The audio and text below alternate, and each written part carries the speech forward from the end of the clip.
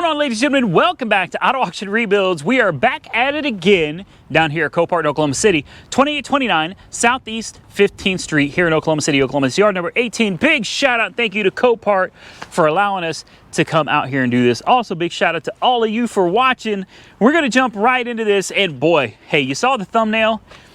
So by now, I'm nervous right now. Like recording this video, I'm nervous. I don't want too many people to hear, but yeah, I'm winning that car. Today, for me, is Monday, okay? This video is going to come out on Saturday. So I either won it or I didn't. And if I won it, I'm trying to figure out, did they approve the bid? Am I actually going to get it? Am I going to get to bring what you just saw in the thumbnail home? Stay tuned, guys, because my heart is like, boom, boom, boom, boom. I want that car so bad. I'm considering starting a series on here and call it, or a playlist, and call it, it's a series slash playlist, and call it Save the Four Doors. Save the Four Doors, man. We got to. Somebody's got to. Nobody wants them. I do. Anyway, we're going to jump right into this. It ain't what you're hoping it is. This, instead, is a Dodge Caravan. Hey, you know what? You may not care for it all that much. You may wonder, why do you show this junk on the channel, Randy? Well, guys, the reason I show this junk is because this junk, to you, it's a lifesaver to somebody else. It's a means of transportation. It's a way for them to get their family where they need to go, to doctor's appointments, to the grocery store, hell, to work. So yeah, for you, maybe you're lucky enough that you can look at this ratted out old Dodge Caravan and you could say, that's a piece of junk, 255,000 mile junk Dodge Caravan. But let me tell you something, to a family that doesn't have any other way of getting around, to a family that's needing something reliable, this could be a lifesaver for them. And I know you're going to laugh when I said reliable. 255,000 miles. Yeah, you want to argue with me again? Reliable. Yeah, over 250,000 miles. It's listed as a run and drive. Obviously, it had an issue over here with this door. That's really not a big deal. This whole van needs painted. And guess what? I know just the place that could give it a paint job and make this thing look good again. Primewell tire on the back. Looks like it's probably got the same on the front. No, it's actually got a Michelin on the front, Primewell on the back. You guys know I'm a big fan of matching tires. It tells you a lot about the previous owner. What do we got back here? At least tell me it's a Primewell. That tire is a Primewell, yes. So we've got a pair on the back and a pair on the front of Michelin's. So it's got a few dings. The paint's definitely fading. The interior probably isn't going to be all that great. Well, damn, I was hoping it'd be better than that. The headliner is usually falling down in these. It's obviously got third row seats. So, I mean, you can fit 3, 4, 5, 6, 7 people in this. Does not have stow and go. Did that door not close? Come on, let's try that again. There we go. There we go. Yeah, well, Oh, what is this? What is that? It looks like something had been leaking. Yeah, I can already tell you. No, I ain't really interested in this one. We may go ahead and give it a crank, though, just to hear what a 250,000 mile Dodge Caravan sounds like. But, oh, that door is not right either. Oh, no. That door is not right. Ugh, it's way too heavy. But it works. The pillar looks okay. You know why it's not right? Most likely because they used the old hinges on it. And when it's been in an accident, you should never use the old hinges on the hoods, doors, none of that. Now, if I remember correctly, there's something... Oh, yeah, there's something missing here. There's supposed to be a... isn't there supposed to be a big... like not an infotainment, but it tells your check engine light, brake light, airbags, all that stuff. AMSOIL, though, next service was supposed to be well, hell, I don't know, at 255, 555. So AMSOIL, Woods Fast Oil Change LLC. All right. Yeah, dead as a door now. Of course, that's all right. Let me find the hood release. God, it's so cramped and tight over here. Oh, the hood release is broken. I think we got it.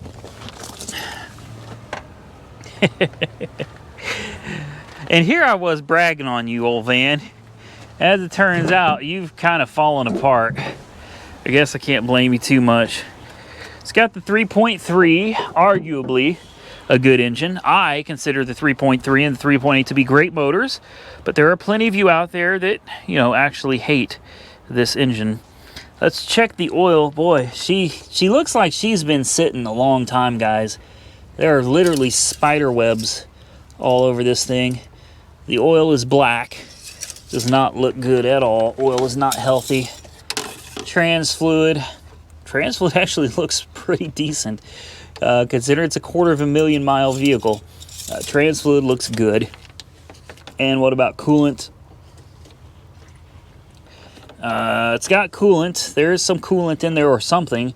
There's also stop leak. I hate seeing stop leak in these things, but it doesn't hurt to give it a start, man. You know, let's fire it up and let's see how she runs with a 250,000 miles on her. All right, here we go. Moment of truth.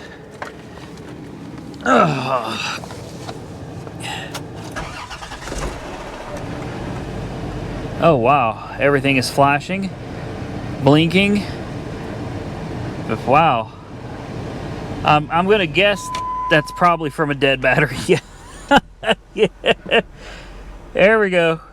She's not happy. Power steering is making horrible noises. Yeah, power steering is pissed.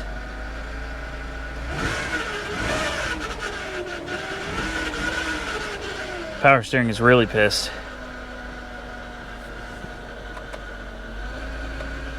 All right, let's see if the AC works.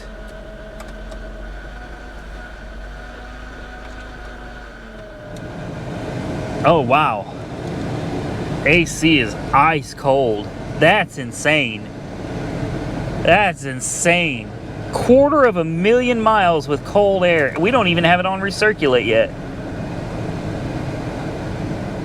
Oh, wow. Okay. Reverse. She goes backwards. She goes forwards. And backwards. Okay, window. Yeah. Look, guys, I don't know what to tell you. It runs, it moves, cold air, 250,000 miles. Power steering's making noise, but it works. It's probably got a leak. I'd have no doubt about that.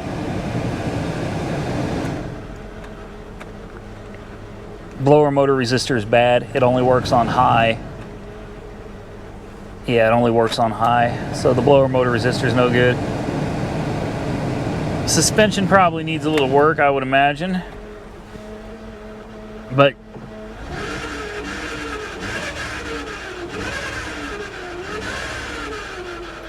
she runs. She does. Now, am I interested in this? Most likely not, guys. I got to be able to make some kind of a profit on this. Unfortunately, I don't really see that happening. Literally, it's $650. Buy it now, so you know how much they want for it. If you get a paint job and then you got to get the headliner fixed and then you got to fix the power steering, you know, how much are you going to be into it for? By the time that's all done, you're probably going to have $1,200, $1,300 into it. What is this thing worth? Honestly, with it painted and looking right, headliner and everything, and it's cleaned up, it's probably worth $1,500. You know what I mean? $1,500 to $1,800. So is it worth the investment? No, it's absolutely not. And that's sad. That really is sad. I actually like bringing old cars back to life. You could argue that there is content value in this vehicle, but I would argue that that is not correct. There is no YouTube content value that I can think of in this van at all, unless you bought it and drove over another car with it. Then maybe there would be some entertainment value there, but ultimately this isn't going to work. So let's move on to the next one. Here we got a little bit of carnage for you guys. A 2013 GMC Sierra It's a 1500 4x4 model. Man, it looks good. Love the lights. I'm a fan of light bars, guys, but I'm only a fan of light bars if they're done tastefully. That light bars hanging out over the top or sticking out everywhere, I don't like those. But I love it when people take light bars and they actually put them in a location it's there, you can see it, but at the same time, it's kind of discreet. It's not just out there all in your face. This is obviously a rollover. Man, she's beautiful. I love those wheels. Those wheels have 18 30-seconds tread.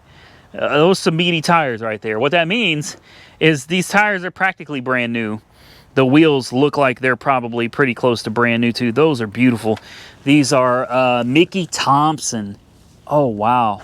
Baja MTZs. Ballistic off-road wheels. It's just a beautiful setup. I'm sorry, guys. I'm kind of taken by them. I'm looking at them going, those look good on my Jeep. Yeah. Okay. Oh, wow. You know what, though? The important thing here is the wheels and tires appear to have survived, all right? There's lots of stuff in the back here. 113,000 miles. Oh, that's not gonna open. Okay. Dang. I was hoping we could at least get a peek. Can we pop the hood, maybe? No. Nope, we can't pop the hood neither. It's all folded up and mangled and wow. I have run off the road myself before against an embankment, and when I did, my wheels looked exactly like this. They're literally full of grass. Be surprised, you think, like, how in the hell could grass like get in between the tire and the wheel? How does grass get into the bead and the tire still hold air? I don't know what to tell you, man. All I can tell you is I've done it myself. It does happen. Ultimately, though, this wheel looks like it's all right, too. Center cap is broken, but that's all right. The tire's still good, I think. Boy, man. They went through hell on this one, guys. That's a fact. This had to be a terrifying experience. I can't open that one either. Can I open this one? Nope. Well, I wasn't aware of this, guys, but it doesn't look like we can even get into this one. All we can do is admire the beauty that it once was from afar. That sucks. I was really hoping to get a to get a peek inside, but you can see everything is taped up. All the doors have tape, and I don't come out here and pull tape off, guys. Not unless it's something that I'm getting ready to look at for myself and I'm seriously willing to buy it. I'll pull the tape off and then put it back when I'm done, but obviously we're not buying this, so I'm not going to be pulling the tape off of this one. Moving right along here, we have a 2010 Hyundai Genesis. You may remember the black one from earlier in the week. Well, we have another one. This is a beautiful red one, and it has that same peanut butter interior that I absolutely love. This is a flood car. It is the 3.8 liter, and it is absolutely beautiful. I can't explain why I love the Genesis Coupe so much. There's just something about it that I have always found very, very sexy. Now, if you're wondering how deep the floodwater got, that's the question everybody should be asking. Well, let's see if we can find out. I don't see any dirt in the light lenses back here. We'll check the headlights and see if we've got any dirt or water lines. We don't in the headlight here, nor do we in the headlight here. Okay, so it doesn't look like the water line went above the motor. This could be a deal of it sucked it into the engine. Let's take a smell. The interior actually looks really nice. Let's smell this.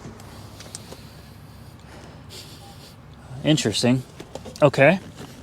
I don't smell anything in here, guys. I don't see a water line in here. Nothing. Okay. All right. So far, we are off to a very, very good start. And I know what that means. That means the engine sucked in water.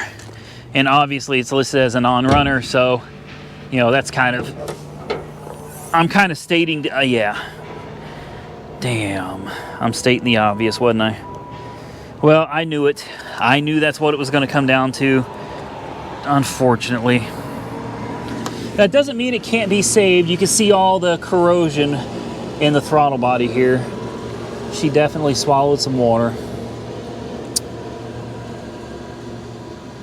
Now I actually find that quite interesting because this has the factory air intake still installed, which means somehow water had to have come up above the bumper all the way to the hood through here, where it then goes down. And by the way, these have a drain. These bolt here, and there's a little hole in the bottom to help drain water out. So it had to have sucked so much water up from here that it actually managed to get down, overflow the drain, and then suck it into the intake. That was deep. That was deep. Interesting. It happens. It does happen. I'm sitting here kind of scratching my head like, how does that happen? The oil looks decent on the cap. Let's go ahead and pull the dipstick, which I'm sure is going to be overfilled. It is. Not by much. Not by much. But it is overfilled. Okay, battery's dead. I do want to hear if it even cranks over at all.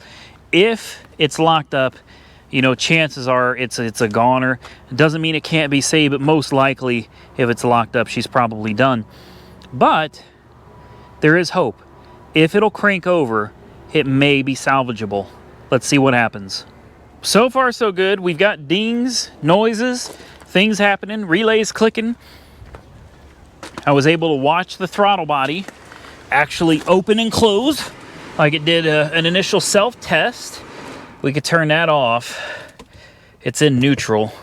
Oh, they've got it. The shifter is interesting. Okay.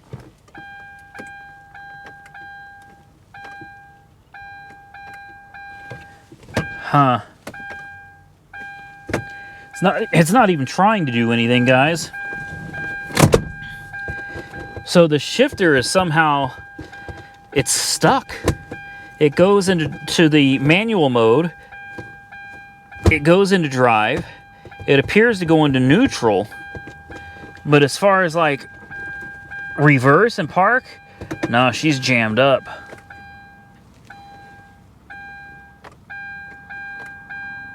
Not even a click. Yeah, I would almost bet this thing might be savable, but it's probably not starting because I don't think it's even in neutral. I think something is bound up with the transmission down there. Now you can click it all day long. Push the start button. Nothing. Nothing. 84,000 miles on the odometer.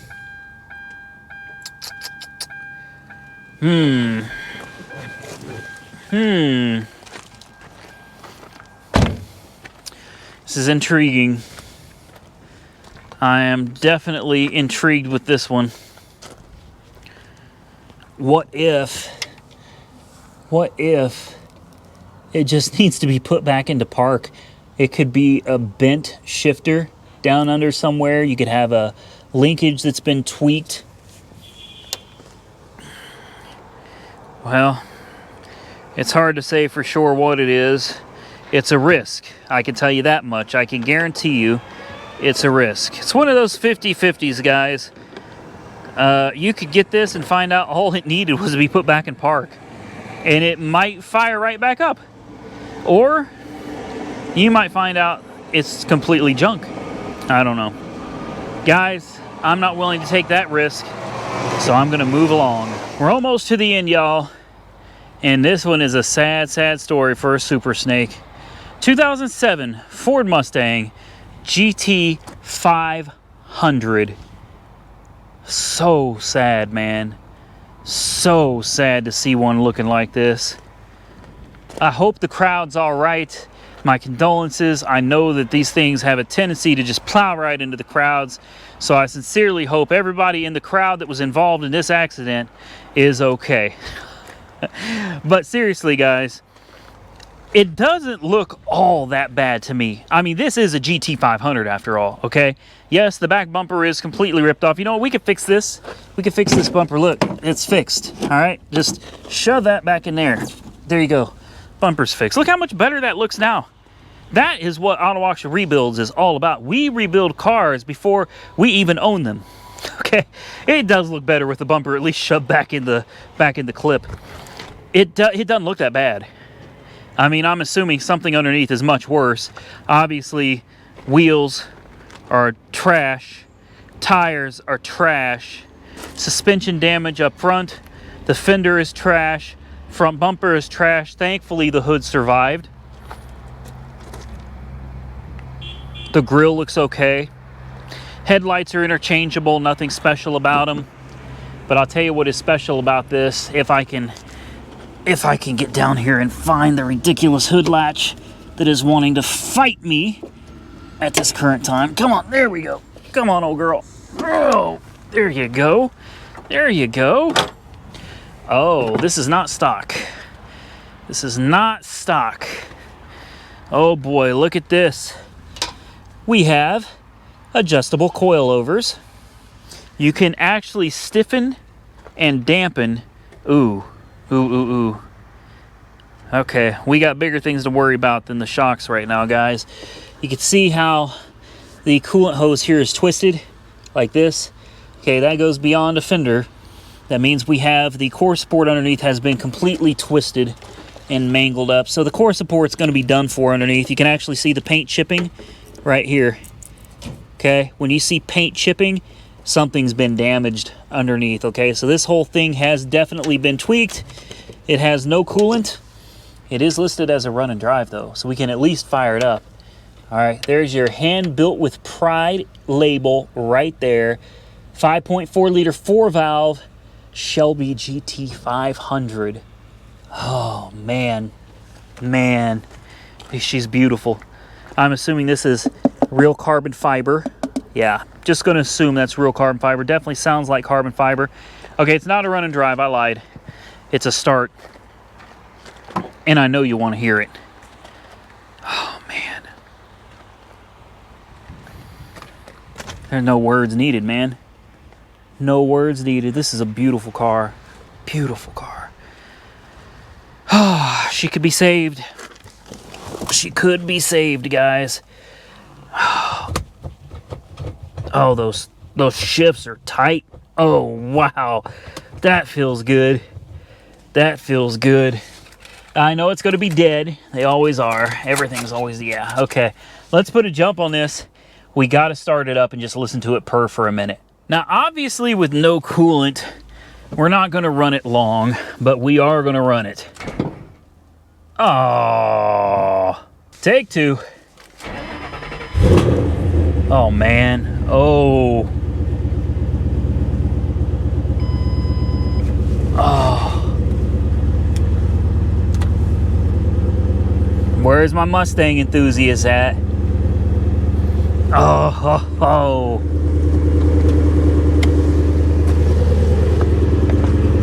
Oh man, it sounds so damn good.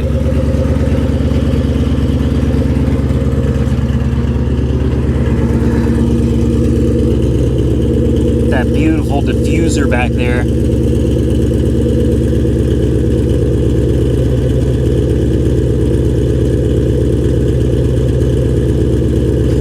Oh man. Oh.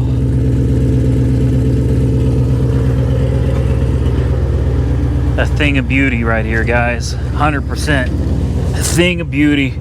Like I said, we can't run it long. Obviously, it's got no coolant. The battery is not charging. Brake light, well, we've got the brakes on. But the funny thing is, air conditioning is still ice cold. That's crazy. I'll give it a little rev for you guys.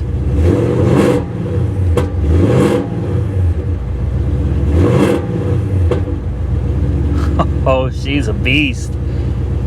She's a beast. Oh. Man. Nah, man. Nah. Come on, Randy. God, she's beautiful, though. It's a beautiful, beautiful car, guys.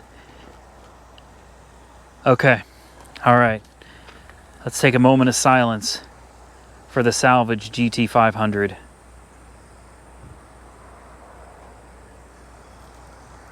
Now let's move on to the next one. Damn, I'm sorry this happened to you. Last on my list, guys. You remember I said earlier in the week we were looking at something and we were bidding on something and we were winning something. Here it is. This is the one I've been making y'all wait for. This is a 1966 Plymouth Fury 2. It looks like it's got a 318 in it. Now, by this time, by 66, the 727 was no longer a push button. It was a column shift. Also, it was aluminum now. But let me tell you something. A little history on the 727. It's one of the longest running transmissions ever produced. They ran this from the 50s. The 727 was from the 50s all the way through the 80s, and it wasn't changed all that much during that time. These torque flights are used in almost every application today. People will replace the GM 4Ls and 6Ls with the, or sorry, did I say 6L? The 4L80E, the 4L60E. They will replace those with an adapter to run the 727 transmission. These are some of the best transmissions ever produced. Now, I know this is not a very desirable car. It is a four-door, which is really the only thing that makes it undesirable. But you know me, I love these old cars. For me, I don't care if it's a four-door. It doesn't bother me at all. The fact is, it's still a classic piece of American automobile history. And it's sitting right here in front of me. The Fury 2 was not a highly sought after car. It is currently still not highly sought after. Look at the mileage. 90,000 miles, guys, and I'm pretty sure that's original. Now, I'm not going to hide anything from you. The driver's side, you know, could use a little work. The paint definitely needs to be redone. It's probably wearing its original paint. I've been watching this car for weeks. I mean, weeks I've had my eyes on this. There is some body damage over here. This door has been pushed in a little bit. Something bumped into it here. And there's a little bit of damage to this door too. I believe it's pushed in just a hair right there. The fender, I think, is actually okay for the most part. The paint is cracking here, paint's cracking there. The trim is pushed in just a little bit there, but overall, paint's flaking there. So maybe that is not the original paint since we have paint peeling off the top of it. Guys, I can't explain it, but when I saw this car doing a Copart walk around, had to be 3 or more weeks ago, I fell in love with it, just like I did the 59. Now, it doesn't have the curves of the 59. It doesn't have the flare and the flash. It doesn't have the forward look that the 59 has, but it's still got a beautiful, classic 60s look to it. I'm going to pop this hood for you real quick. And what you're going to find under the hood is what I believe to be probably the original 318 V8. If you look at this engine, it looks exactly the same as the engine in the 59 Coronet. Identical. Even the air cleaner is identical. It looks 100% the same. Now, that could be a good thing, that could be a bad thing, because so far I've not had a whole lot of luck finding parts for my 59 engine. So I'm going to assume I'd probably run into the exact same problem with this. It's got the same 2-barrel carburetor. The only real difference that I see is this one does not have that breather tube that runs down to the concrete where it literally just breathes oil all over the ground. This one actually has a PCV system installed. It's still manual brakes. This one has no air conditioning. There is some rust on the firewall around the heater core.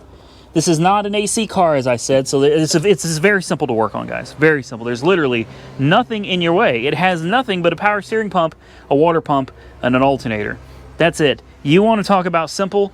This is simple. Now, here's another cool thing about the car, then we'll move on to the interior.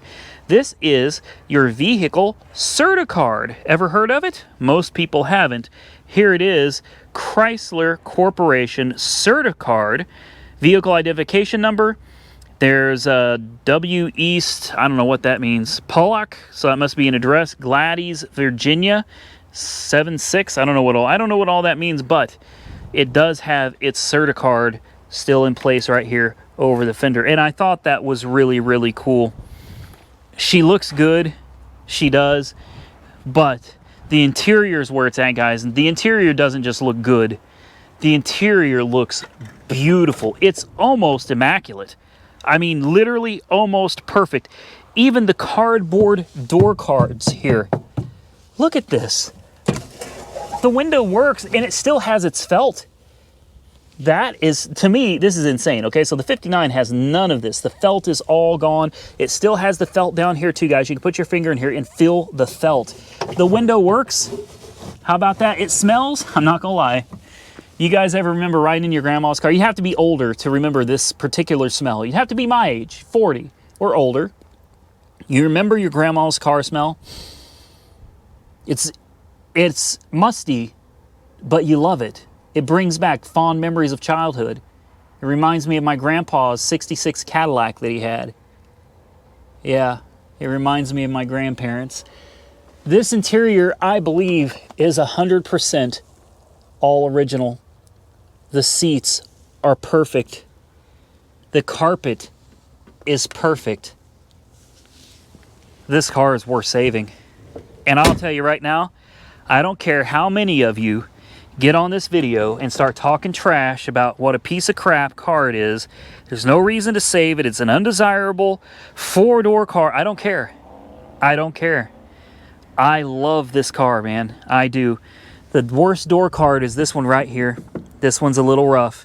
And what's cool is, look at this wing window. Look at that. That's your air conditioning for back in the day, and it works. And what's even better, the rubber is still pliable. Guys, look at this. Okay, obviously nobody has reupholstered this, but look at this rubber. Look how pliable all of this is. This is wild. The windows operate nice and smooth. The seats are absolutely gorgeous. You sit in it and you're like, it's literally sitting on a couch. Look at this dash. It's almost perfect. The Plymouth Fury 2. Here's your AM only radio, okay? Plymouth Trans Audio. Look at this. Here's your temperature controls, right? Ain't no air conditioning. This would be your ashtray, I think. Yes, it folds down. Look, there's even change. God, I wonder what the date on these quarters are, right? Is it going to impress me?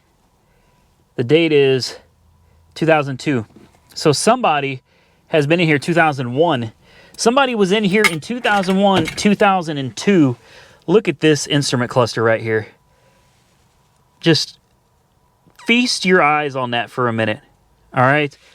Look at the steering wheel. Look at this. Here's all your information gauges right here. Your shifter. And by now, the turn signal stock feels a whole lot better. Let's see if there's anything in the glove box. Bearings. NTN bearings. 306. Okay, I don't know. Here's your authorized dealer certification of required maintenance. Look at this. 69, 67. Oh, man. You guys already know, if I can win this, I'm going to bid hard on this one, guys. I am. I want this bad, and I'm going to bid it hard. Let's put a booster pack on it. It doesn't run. It says it doesn't run. But this is one I think probably needs a fuel system, guys. Same type of deal. Fuel tank, carburetor, fuel filter, and she'll probably fire right up. Are you ready for this? We're going to find out if she cranks. I keep forgetting this doesn't have an electric fuel pump. Oh.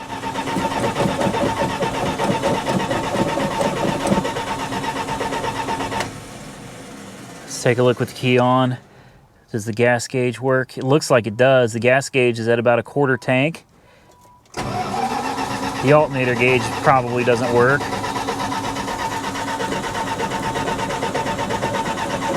Yeah. Okay. Does the radio work? Doesn't sound like the radio works either. What about the turn signals? Yep. Yep. Wipers? Yep. All right.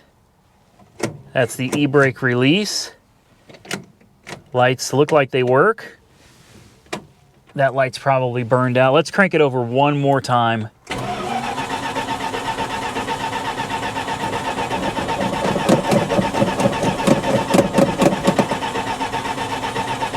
Okay, that's it. I'm not gonna mess with her anymore. We got your Chrysler keys right here, guys. Look at these beauties. Aren't those gorgeous? Wow. Oh, and the horn works too. Oh man.